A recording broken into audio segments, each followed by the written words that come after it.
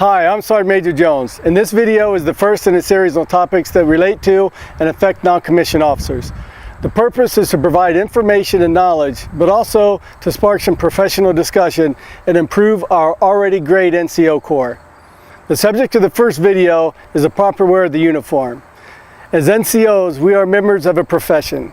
Our appearance and adherence to standards are hallmarks of a professional soldier. As I'm out circulating the battlefield and visiting units, I've noticed several uniform violations. As non-commissioned officers, it is our responsibility to make on-the-spot corrections and ensure that everyone, officers, fellow NCOs, and soldiers alike, are wearing the uniform in accordance with the Army standards. Standards are formal, detailed instructions, describable, measurable, and achievable. Standards are the established level of quality of excellence that must be attained in the performance of duty. Standards specify the norms by which performance is evaluated. Standards are expressed in federal law, DOD and Army policies, directives, regulations, doctrinal publications, and unit policies and SOPs. Standards assign appropriate responsibility and delegate authority for all to uphold and achieve or surpass the standards. Discipline is fundamentally about how we practice our profession, effectively, ethically, and with character. Discipline is behavior tempered by high standards of conduct and performance. Discipline at the individual level is the ability to control one's own behavior, willingly do what's right. Discipline reflects our commitment to policies, procedures, and processes that are consistent with the Army ethic.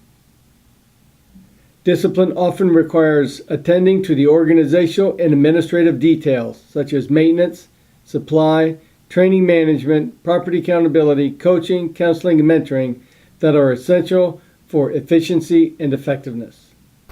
The NCO vision in the Army NCO Guide FM 7-22.7 clearly illustrates that the Army expects us, NCOs, to enforce and maintain standards. Let us be clear, that is every Army standard. We do not get to pick and choose which standards we enforce. As sergeants in this great Ohio Army National Guard, we enforce every standard every day. The most basic part of being a soldier is proper wear of the uniform. It clearly delineates us from our sister services and the civilian population. Wearing the uniform correctly should be a point of pride. Pride both in yourself and pride in your unit. Each of our 6 brigades in the Ohio Army National Guard has published a Brigade Standards SOP. You should already have a copy of your Brigade Standards SOP. If you don't, get one today. It is a very important document that describes the uniform standards for your brigade. It is especially important for newly promoted sergeants. Get a copy of it if you don't have it already, read it, and start living it. Now let's take a quick look at some common uniform violations and deficiencies, and let's start with the Improved Physical Fitness Uniform, or the IPFU. Now in the summer IPFU, you need to make sure that the shirt is tucked in and that the reflective belt is worn around the waist. The socks cover the ankles completely. The socks are all white with no logos or no stripes.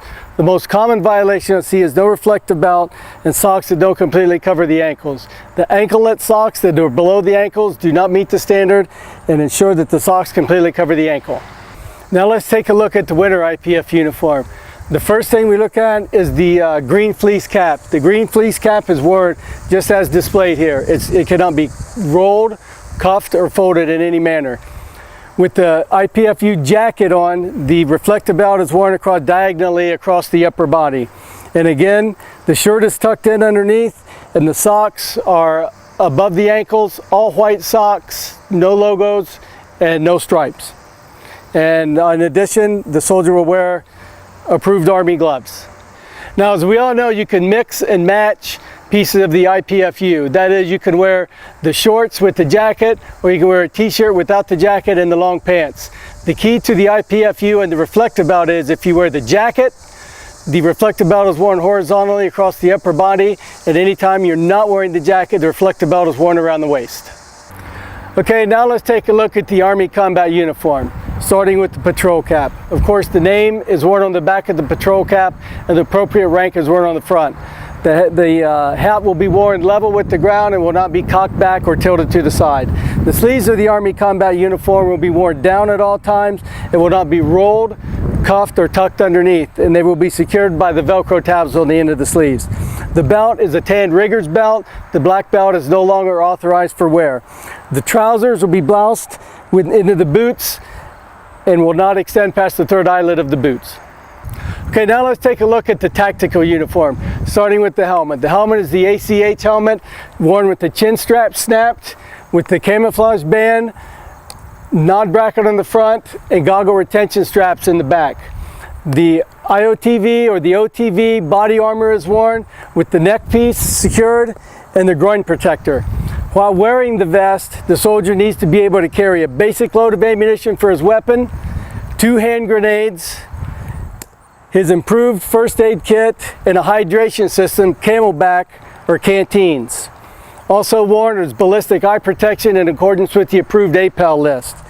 Approved fireproof gloves are worn, and based on METTC, elbow pads and knee pads are worn. Now, I know that some of you are thinking that these uniform standards and many other Army standards are superfluous and don't contribute directly to combat readiness or effectiveness. And strictly and logically speaking, that may seem true in some rare cases.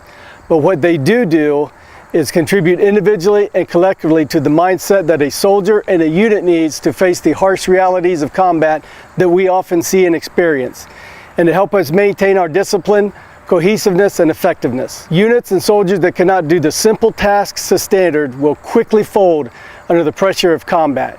History is full of examples of large forces that were defeated on the battlefield by smaller, more disciplined forces. And discipline is the cornerstone upon which the Army was built. All soldiers, for the most part, understand what the standards are, but some do not possess the discipline to fulfill their obligation in achieving that standard. Whether we are talking about the discipline to wear the uniform correctly, both inside and outside the wire, or the discipline to do the hard right over the easy wrong. It's all about personal choice. And what I really have an issue with is the non-commissioned officer who doesn't enforce the standard. NCOs do not get an option to say, well, I'm going to take a break today and not make any on-the-spot corrections. NCOs must always enforce the standard. Soldiers will only meet the standard when sergeants enforce them. It takes moral courage to walk up to somebody who is wrong and say, hey soldier, fix that.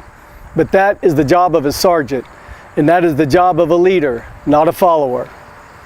I am immensely proud of our Ohio Army National Guard, and the vast majority of our NCOs and soldiers do the right thing day in and day out and are capable of accomplishing any mission. We are soldiers in the greatest land power this world has ever known or ever will know. Let's wear our uniforms correctly and with the pride that reflects our outstanding character, heritage, and professionalism. We are professionals. Let's wear our uniforms with pride.